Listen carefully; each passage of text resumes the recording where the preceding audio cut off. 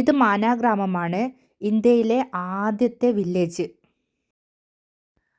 ഇനി ചെറിയൊരു കഥ പറയാം. പണ്ട് പാണ്ഡവന്മാർ സ്വർഗാരോഹണത്തിനായി യാത്ര പുറപ്പെട്ടപ്പോൾ ഇതിൻ്റെ താഴെ കൂടെ ഒഴുകിപ്പോകുന്ന സരസ്വതി നദി കടന്നു വെക്കേണ്ട കാര്യമുണ്ടായി.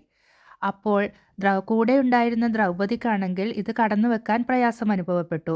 കടന്നു വെക്കാൻ പറ്റുന്നില്ല. അപ്പോൾ ഭീമൻ എന്തു ചെയ്തു? ഒരു വലിയ പാറക്കെട്ടെടുത്തിട്ട് പാലം പോലെ ആക്കി കൊടുത്തു. അങ്ങനെ ദ്രൗപദിക്ക് യാത്ര ചെയ്യാൻ കഴിഞ്ഞു.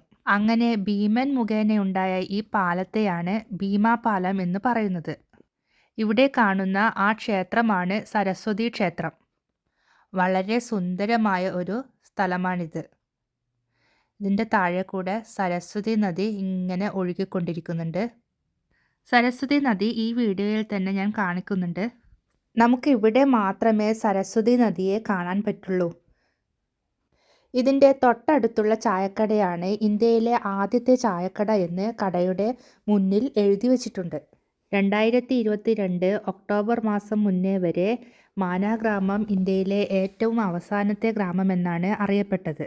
പിന്നീട് അത് നമ്മുടെ പ്രധാനമന്ത്രിയായ ശ്രീ നരേന്ദ്ര മോദി അത് ആദ്യത്തെ ഗ്രാമമായിട്ടാണ് അറിയപ്പെടേണ്ടത് എന്ന് പറഞ്ഞു.